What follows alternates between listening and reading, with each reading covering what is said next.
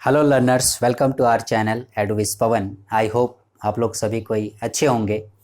आज हम लोग एक नए टॉपिक के साथ, और हमारा टॉपिक है पंक्चुएशन। ठीक है, पंक्चुएशन जो लैंग्वेज के दृष्टिकोण से बहुत ही इम्पोर्टेंट है। तो फर्स्ट ऑफ ऑल मैं सेशन की शुरुआत करना चाहूँगा एक कबीर के दोहे से, जिनमें उन्होंने कहा है बोली के विषय में। मैं वो श्लोक आप लोगों को बता रहा हूँ। बोली एक अनमोल रत्न है, जो कोई बोले जानी, हिये तराजू तौली के, तब मुख बाहर आनी। अर्थात कबीर कहते हैं कि बोली एक अनमोल रत्न है, जो उसे बोलने जानता है, जो उसके महत्व को समझता है, उसके लिए वो रत्न के समान है। और जो उसके महत्व को, उसे कैसे बोलना है नहीं समझता है, वो उसके महत्व को नहीं जानता है।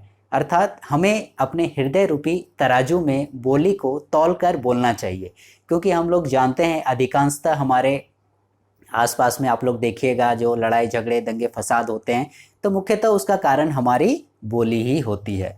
सो लर्नर्स, ये था कबीर का दोहा। तो चलिए शुरू करते हैं पंक्चुएशन। ठीक है, punctuation derived from the Latin punctum. Punctuation word जो है वो लैटिन वर्ड से डिराइव्ड किया गया है, लिया गया है, और मूल शब्द है पंक्टम, ए पॉइंट, जिसका मतलब होता है a point. Means the right use of putting in points और स्टॉप्स इन राइटिंग। कहने का मतलब लिखने के दौरान, ठीक है, लिखने के दौरान हम लोग को कहाँ पॉज करना है, कहाँ पॉइंट करना है, कहाँ रुकना है, कहाँ थोड़ी ज़्यादा देर रुकना है, जिससे कि हमारा जो वाक्य है, जो राइटिंग है, वो सही सही अर्थ दे। Again in the next definition, punctuation is pause in speech to make a new meaning. Punctuation is pause, ये एक रोक है, ठीक है, रुकावट। पॉज मीन्स रोक, रुकावट। In speech to make a new, ठीक है, क्या, मेक ए न्यू, एक नया मीनिंग जो देता है, और change the meaning of a sentence, और पूरे वाक्य के मीनिंग को ही बदल कर रख देता है।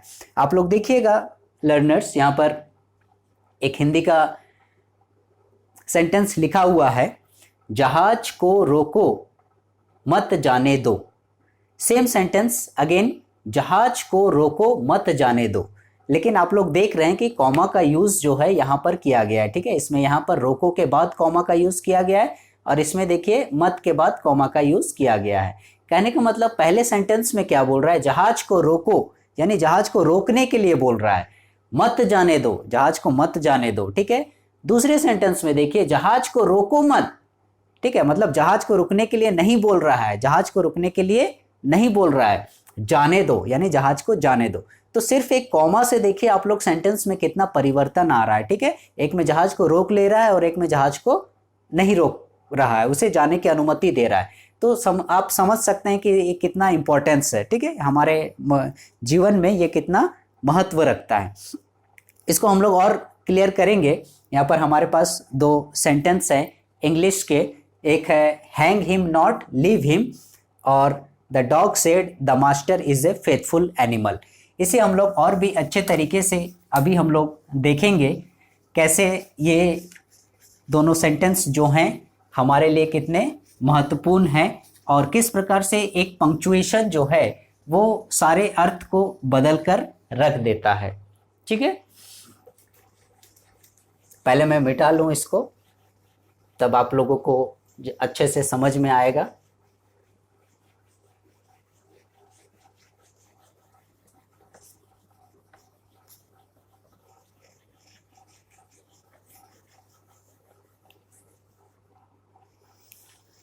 ठीक है, आइए देखते हैं पहले सेंटेंस को, hang him not leave him. ठीक है, hang him not leave him को शुरू करने से पहले मैं आपको एक संक्षेप में छोटी सी कहानी सुनाना चाहूँगा hang him not leave him के विषय में। ठीक है, एक बार क्या होता है कि एक मुजरिम को फांसी होने वाली थी, एक मुजरिम को फांसी होने वाली थी, और जज महोदय अपना फैसला सुनाने वाले थे, और उन्होंने देखा कि मतलब जो भी सबूत या वकीलों की जो दलीलें सामने आई, और सारा कुछ देखने के बाद जज महोदय को ये लगा कि ये मुजरिम जो है वो बेकसूर है, इसे फांसी नहीं होनी चाहिए। ठीक है, लेकिन और उन्होंने अपने रिपोर्ट में, अपने फैसले में इस चीज़ को लिखा कि ये बेकसूर है, मतलब इसे फांसी नहीं हो और इसे छोड़ दिया जाए। लेकिन बाई क्लर्कियल मिस्टेक, ठीक है, टाइपिंग मिस्टेक बोलिए चाहे क्लर्कियल मिस्टेक बोलिए, जो ह्यूमन के थ्रू होती है, उससे क्या हुआ कि जो जज का सेंटेंस था, स्टेटमेंट था, वो पूरा ही बदल कर रख दिया गया और उस मुजरिम को फांसी की सज़ा हो गई। ठीक है, तो इसे हम लोग देखते हैं कि वो आखिर क्या सेंटेंस था। सेंटेंस था hang him not leave him. इसे हम दो तरीके से लिख सकते हैं, hang him not leave him. जैसे एक तरीका हम लोग देख रहे हैं,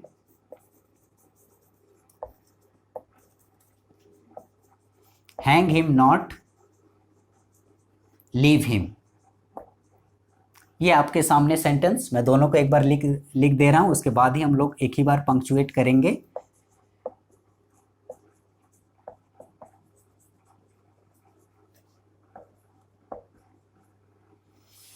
ठीक है, पहला सेंटेंस में हम जो है पंक्चुएट कर रहे हैं हैंग हिम नॉट, यहां पर।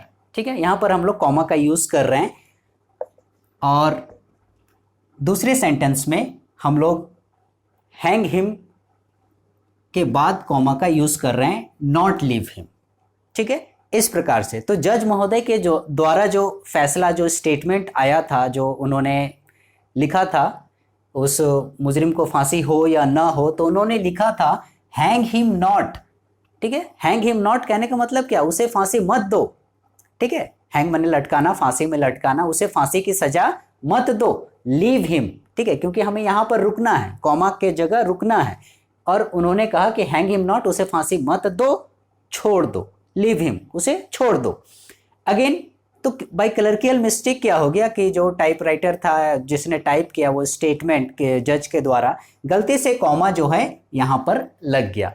तो देखिए पूरा अर्थ का अनर्थ हो गया। कैसे वो जो मुजरिम था, बेकसूर था, उसे फांसी की सजा हो जाती है।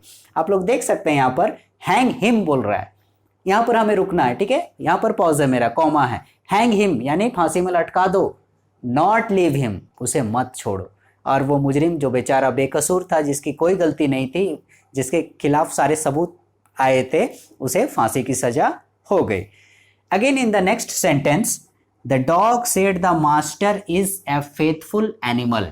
This is our another sentence, the dog said the master is a faithful animal. तो आइए हम लोग देखते हैं इस सेंटेंस को भी कैसे।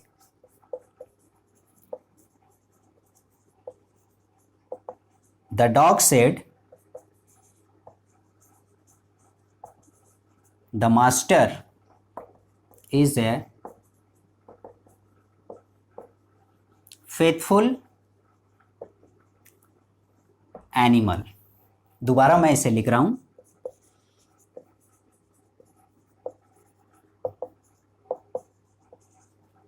the dog said the master is a faithful animal. तो ये मैंने सेंटेंस को दो बार लिख दिया। अब आइए हम लोग इसे पंक्चुएट करते हैं। ठीक है, एक में हम लोग कर रहे हैं the dog said the master is a faithful animal. Okay, again दूसरे सेंटेंस में हम लोग क्या कर रहे हैं, the dog said the master is a faithful animal, T capital. तो इस सेंटेंस में देखिए, पहले सेंटेंस में क्या बोल रहा है, द डॉग यानी कुत्ते के विषय में बोला जा रहा है। द डॉग कौन बोल रहा है, सेड द मास्टर यानी मास्टर बोल रहा है। ठीक है, मास्टर बोल रहा है, कुत्ते का जो मालिक है वो बोल रहा है। ठीक है, डॉग के विषय में the dog said the master, master बोल रहा है इज अ फेथफुल एनिमल। ठीक है, डॉग जो है वो एक फेथफुल एनिमल है, मास्टर के द्वारा बोला जा रहा है ऐसा। Again in the next sentence, the dog said, यहां हमें रुकना है, यानी अब कुत्ता बोल रहा है। ठीक है, द डॉग सेड, डॉग क्या बोल रहा है, the master is a faithful animal, यानी कुत्ता बोल रहा है कि मास्टर एक फेथफुल एनिमल है। तो आप लोग समझ सकते हैं कि ये कॉमा एक मास्टर को ही एनिमल बना देता है, फेथफुल एनिमल वो भी। ठीक है, तो आप लोग समझ सकते हैं कि पंक्चुएशन का कितना इंपॉर्टेंस है हमारे लाइफ में, और खासकर लैंग्वेज, लिटरेचर वगैरह में। तो इस तरह से मैं उम्मीद करूँगा कि हम लोग अपने बोलने के दौरान शुद्ध शुद्ध बोलें, जितना बोलना है, जितनी ज़रूरत है और लिखने समय तो खासकर ध्यान देना ही है, क्योंकि जो रिटन फॉर्म होता है वो सबसे ज़्यादा वैल्यूएबल होता है, मतलब बोलने की अपेक्षा भी। सो लर्नर्स, आई होप आपको ये वीडियो पसंद आया होगा। So please for the next video stay connected with our channel and please press the bell icon, like, share, subscribe our channel. Thank you.